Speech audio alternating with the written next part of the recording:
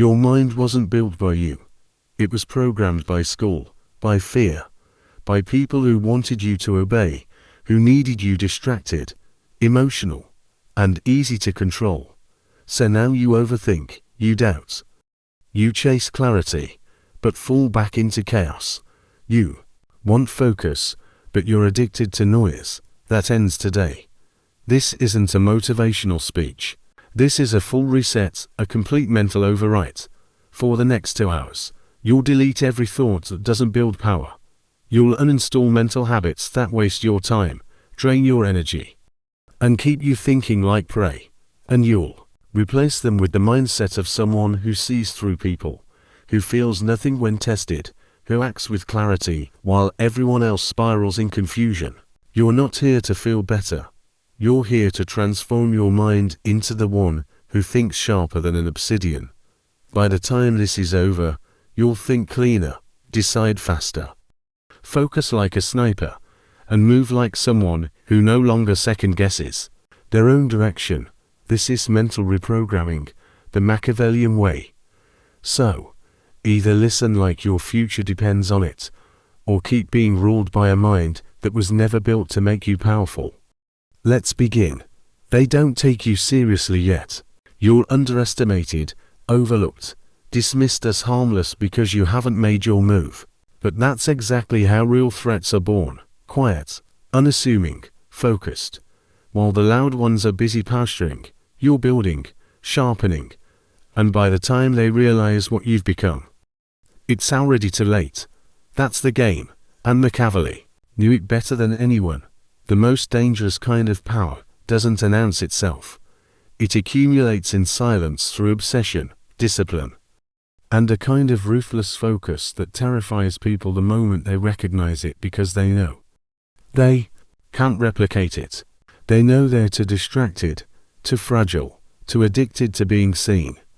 But you're about to learn how to vanish into your own ambition and return as someone noon dares to challenge. Now, the first lie they'll tell you is that power comes from connections, from being liked, from knowing the right people, attending the right events, shaking the right hands. That's surface level noise. Machiavelli would laugh at that. He understood something deeper, something unsettling, that real power comes from control, not over others at first, but over yourself. Your mind, your focus, your time, your urges. The people who become threats aren't those with privilege. They're Theonists who cut out every weak part of themselves like a surgeon with no anesthesia. They isolate not because they hate people, but because they understand people. And more importantly, they understand what people do to your focus. Distractions aren't just time wasters. They're assassins. Every notification, every dopamine hit, every pointless conversation is a theft. Not just of your minutes, but of your potential. Most people live like open windows. Every sound, every breeze, every voice gets in.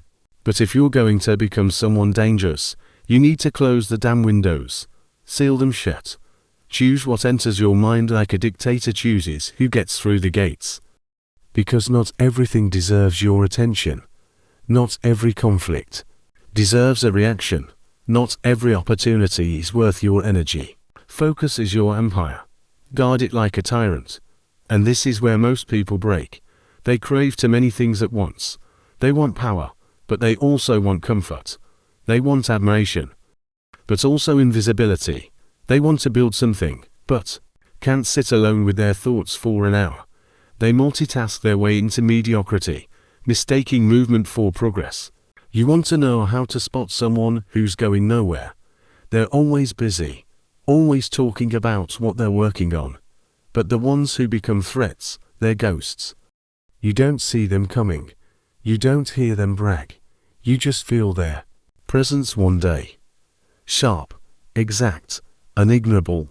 Machiavelli believed that you should never show Alia cards. But the deeper lesson behind that is this. You should be doing things so calculated, so precise that no one even knows there are cards being played. Silence is your camouflage. Focus is your weapon. And when the two combine, you become invisible.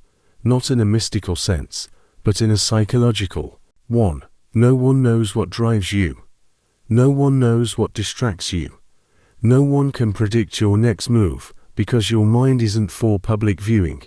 You've locked it down. You've turned it into a fortress, and people fear what they cannot read. But here's the catch. It's not enough to just isolate yourself from distraction. That's the first step.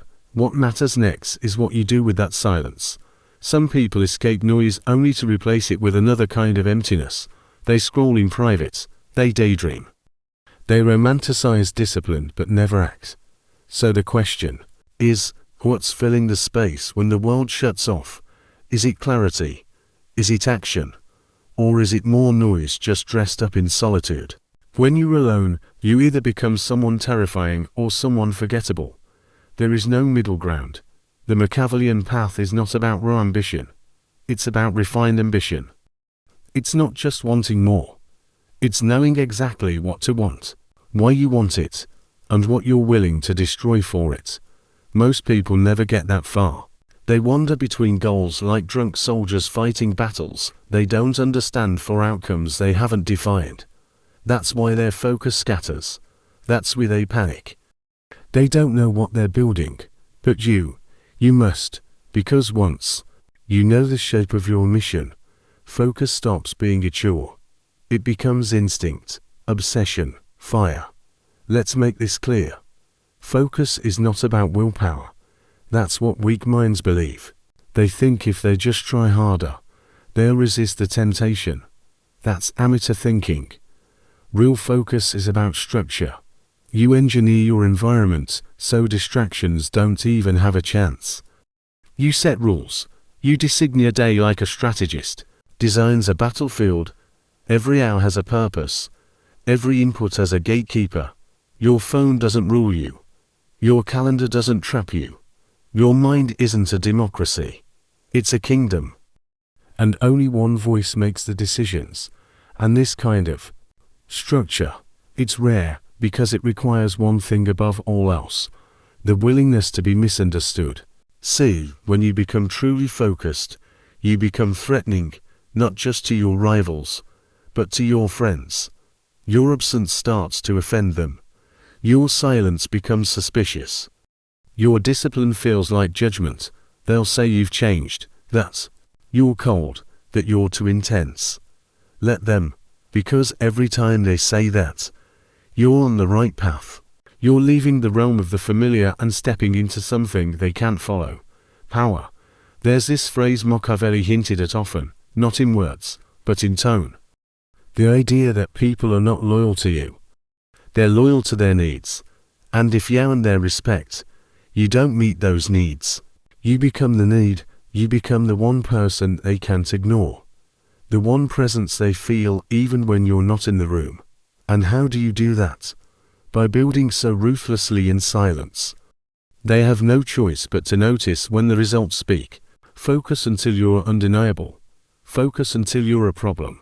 But here's where it sharpens. True focus creates distance. And that distance becomes power. The less you need, the more you control. Most people are owned by what they crave. Attention, validation, ease. But the focused man, he needs nothing but the mission.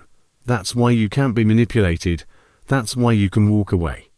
That's why people start fearing your silence more than they ever feared someone else's words. You're not reactive. You're not emotional. You're precise. And that precision, it starts small. You don't build a threat overnight. You start by reclaiming 1 hour, then 2, then you take back your mornings, then your mind, then your week. And slowly the world that once dictated your time begins to bend to you. People adjust to your pace, your boundaries, your silence. And one day, you'll realize the power isn't in being heard, it's in being felt. You'll sit in a room and say nothing and still dominate the energy because people sense, when they're around someone who doesn't need to prove anything. Someone who's already won a war they can't even see. Someone who's been training in the shadows while they were busy shining in places that didn't matter. And the best part, by the time they realize you're a threat, You're already too far ahead to stop. They'll start to notice something they can't explain. You're not louder, not richer, not even more visible. Yet something about you feels dangerous. It's the way you move. The way you speak less, but when you do, it lands. The way you seem unaffected by the chaos that rattles everyone else. That's not charisma. That's a focus. And real focus creates tension. It makes people uncomfortable because your presence is proof of their own scattered mind. You become a mirror they don't want to look into because you reflect what they lack: clarity, control, and the discipline to stay the course. But make no mistake, this kind of focus will cost you.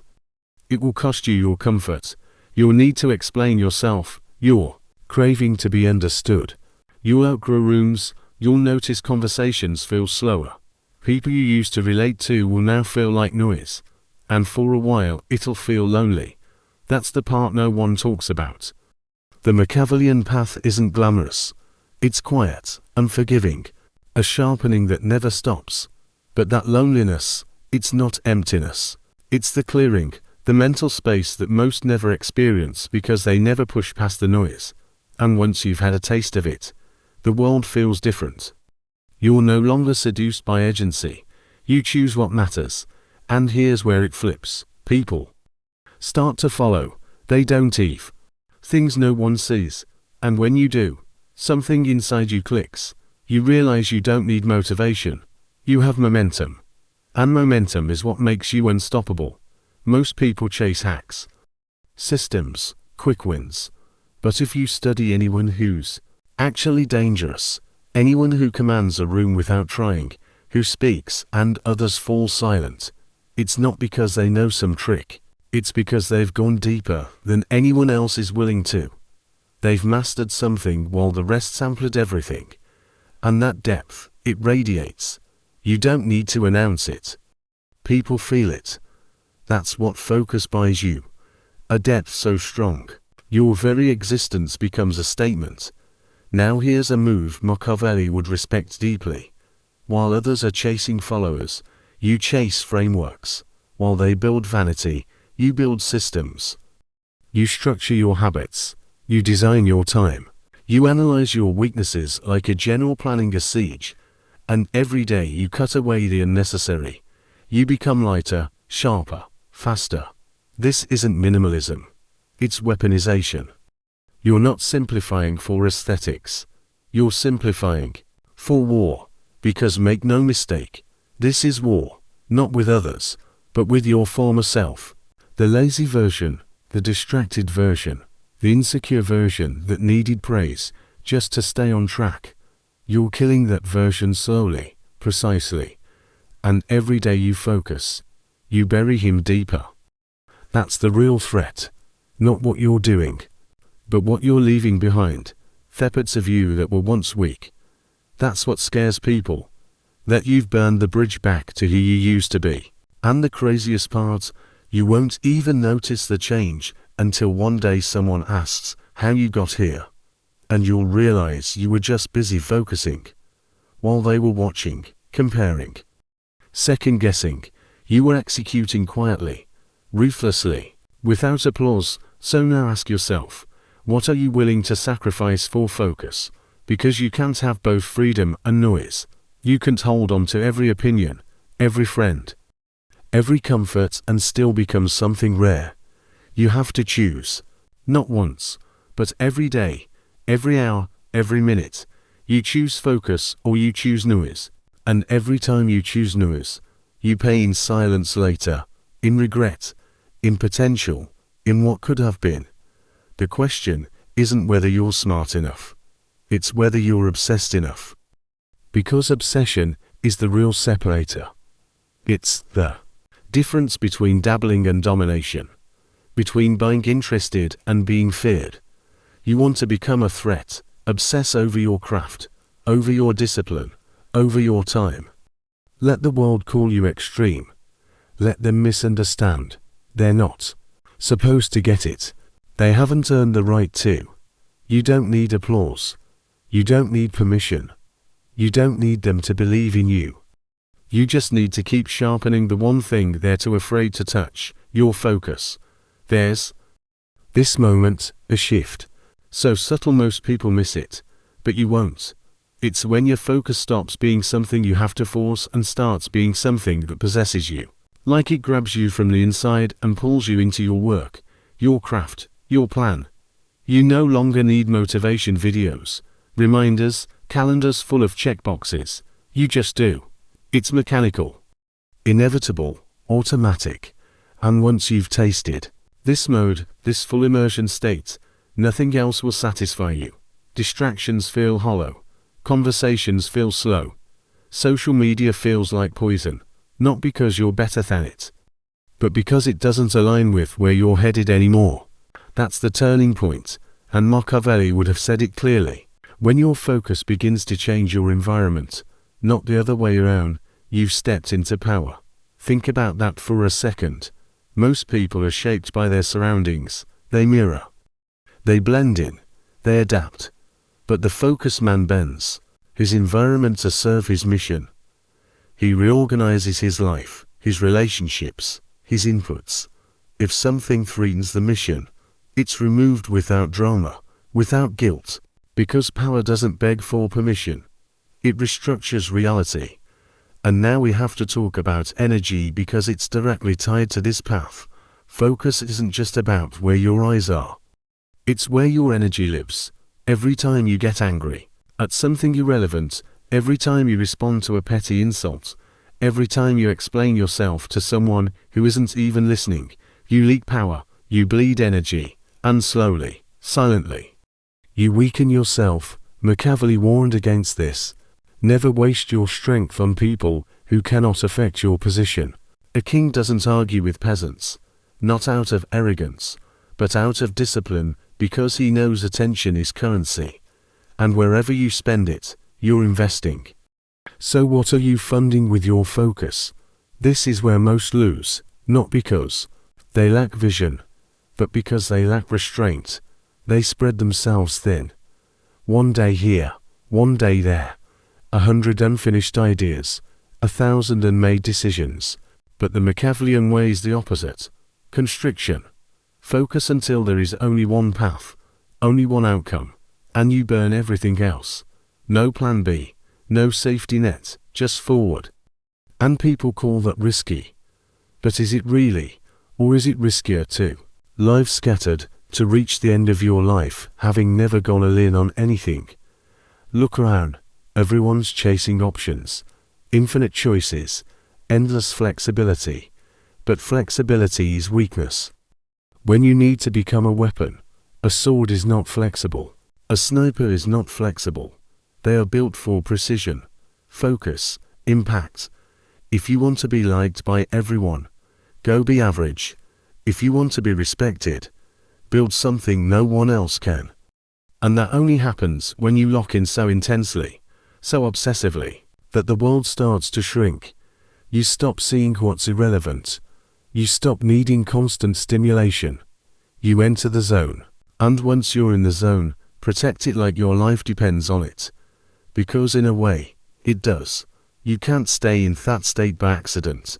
It requires routine boundaries, a rhythm that repels chaos. And people will try to interrupt it. They'll call, text, drop by, invite, flatter, guilt trip. Not because they're evil, but because they've never seen someone so committed. Your structure offends them. It reminds them that they're at the mercy of their emotions. While you're building your life like a fortress, brick by brutal brick. There's a law hidden in this that no one talks about. The law of withholding. It says the less you give away, the more valuable you become. Not just in words, in presence, in action, in energy. If you're always available, always visible, always explaining, you become familiar, and familiarity breeds contempt. But if you withhold, if you move in silence, protect your schedule, guard your energy, you create mystery, tension, and tension is power. People lean in when they don't fully understand you. They chase what they can't quite grasp. Focus creates that distance, And in that distance, influence grows, and the deeper you go, the more it all simplifies. You stop needing 10 strategies. You don't need to be clever or complex. You need to be consistent, ruthless with your yes, violent with your no. That's where domination lives. Not in bursts of inspiration, not in occasional effort, but in repetition, over and over, until your results become undeniable. Until your presence enters rooms before you do. Most people don't fail because they're weak. They fail because they were never programmed to win in the first place. From birth, society installs a default mental operating system, one designed to make you agreeable, controllable, and predictable. You're told that kindness always wins, that patience is a virtue, that being liked is more important than being respected, and you believe it because everyone around you believes it, too. They run on the same faulty code, but Machiavelli wrote an entirely different software, one meant not for peace, but for power. If you want to reshape your life into something dangerous, into something respected, feared, and quietly envied, then you must first do the unthinkable. Uninstall the mind you were given and rewrite it with one designed to conquer. This involves internalizing 7 Machiavellian beliefs. First, understand that emotions are data, not commands. Most people are emotional, slaves in disguise. They dress up their outbursts as being honest and their tears as being authentic. But for Machiavelli, emotions are just one thing, inputs, not orders. Your fear is a data point telling you where your power ends. Your anger is a signal that someone has crossed a line. Your jealousy is a compass showing you exactly what you want, but pretend you don't.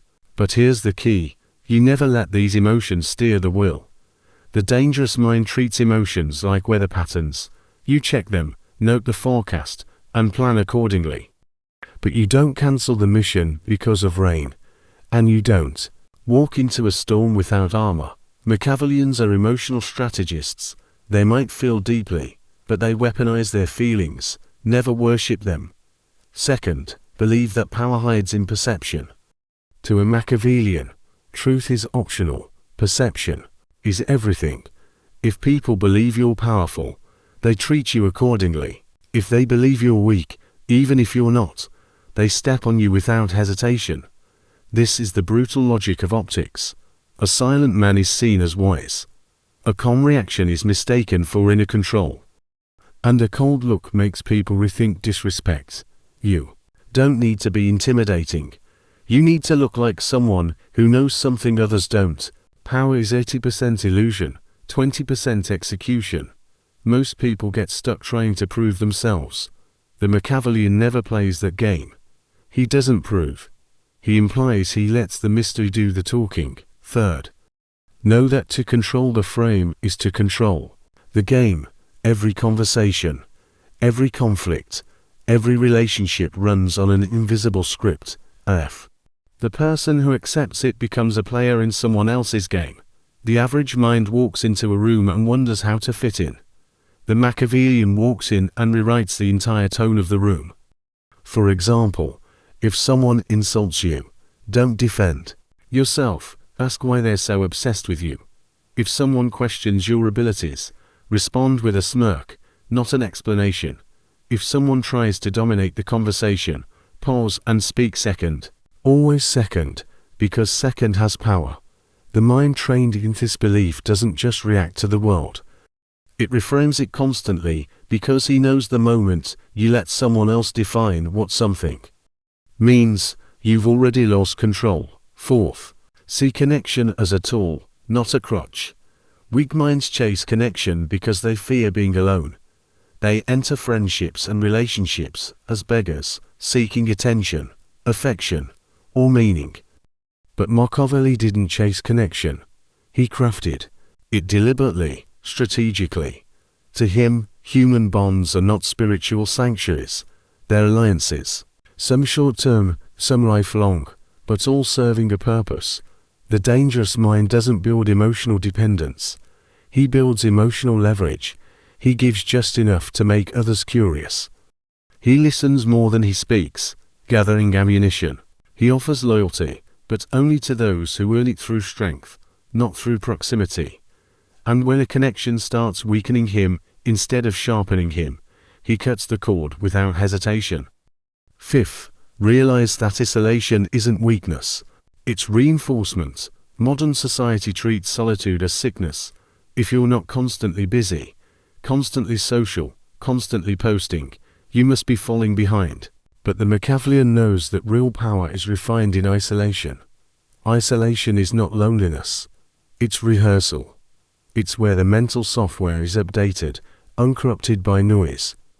While others are caught in the dopamine loop, scrolling, comparing, reacting, the dangerous mind is doing something else entirely, training his focus, refining his tolerance for boredom, and calculating his next move without distraction.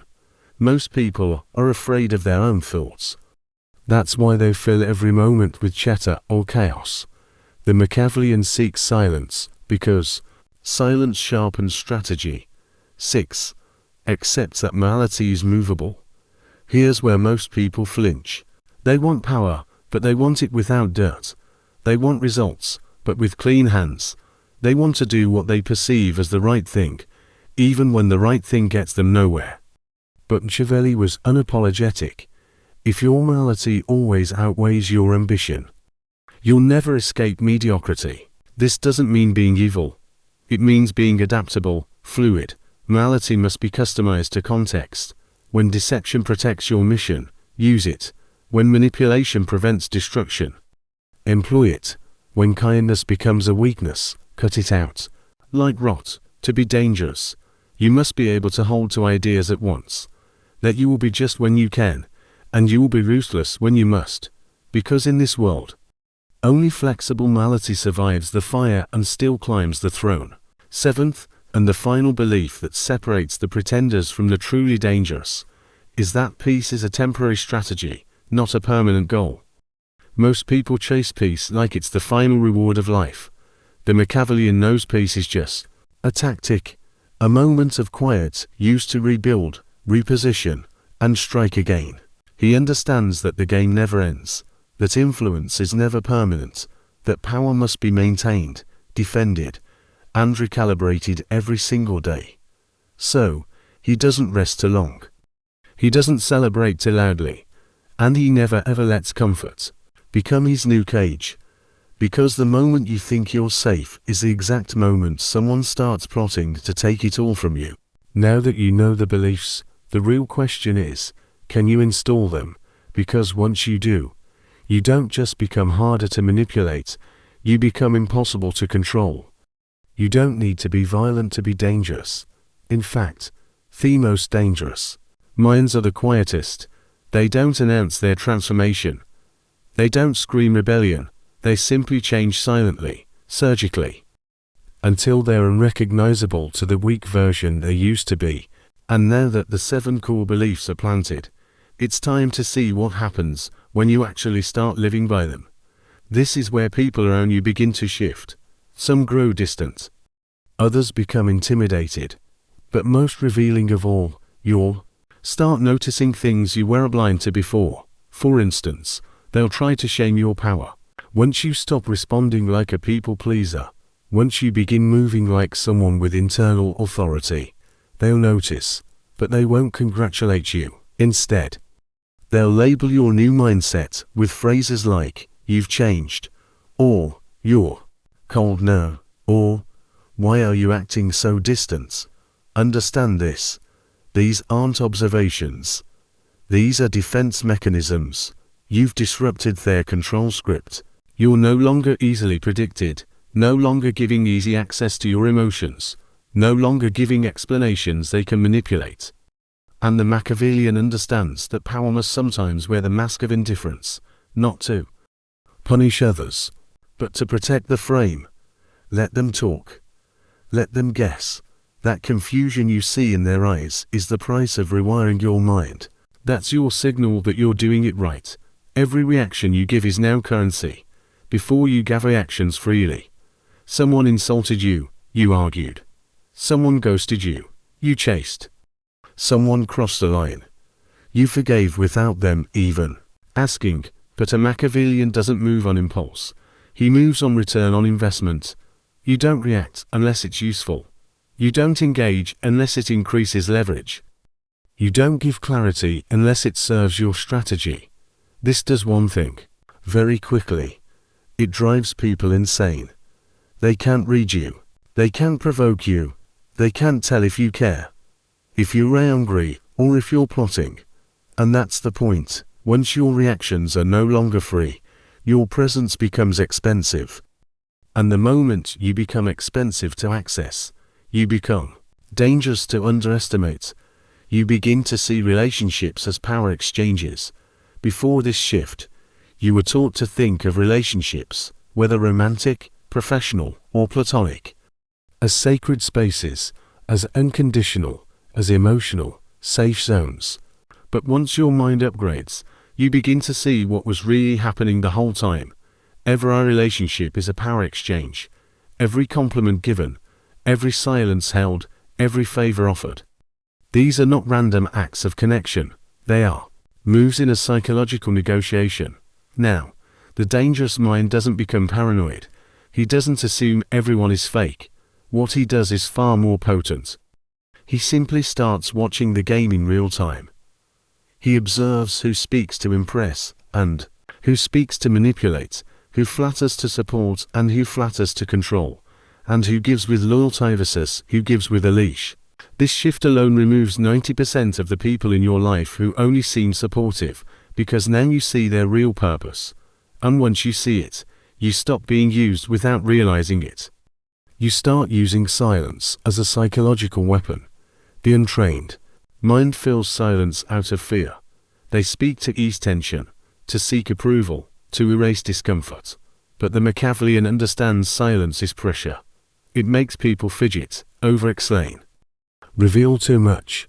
And once you've adopted this operating system, you realize that speaking less doesn't make you passive. It makes you dangerously unpredictable. Imagine this, in a negotiation. You let them talk first, and they reveal their terms too early. In a confrontation, you pause and let the silence grow thick, making them start second-guessing themselves. In a group, you observe while others compete for validation. And when you do speak, it lands like thunder. Most people are addicted to being heard. Machiavellians are addicted to being remembered, and silence used with precision creates an aura that cannot be faked. It tells people that you don't need this conversation to validate you. That alone rewrites the entire power dynamic. You stop arguing with the unworthy. One of the greatest signs that your mind is being rewritten is this. You stop explaining yourself to people who aren't worth your explanation. Because once you've internalized the belief that perception is power, and that truth doesn't always matter, you realize that most arguments are traps. They're not about clarity. They're about control. You see this in the coworker who pretends to just be asking questions, the friend who insults you through veiled jokes, or the partner who picks fights to destabilize your focus. Before you try to defend your integrity, now you smile, you nod. You walk away because a dangerous mind knows that silence, mystery, and strategic exit leave a far deeper impression than any counterattack ever could. Your detachment starts disturbing people when you operate with the belief of seeing connection as a tool, not a crutch. You begin to unhook yourself emotionally from people's chaos. You're no longer the one who stays on the call for hours out of obligation. You're no longer the therapist friend who gives advice to people who never change. You're no longer the partner who sacrifices your vision just to maintain peace. And when that detachment kicks in, when you move like someone who doesn't need anyone, people panic. They sense that your self-worth isn't up for negotiation, that you're not clinging, chasing, or performing. And that terrifies them, because suddenly they're not the center of your attention anymore. You are. Your enemies stop attacking directly. Here's the final sign that your Machiavellian mindset is taking root. Your enemies stop confronting you head-on. Why? Because they no longer know what you'll do. You've become unreadable, unshakable, unpredictable. You don't respond like the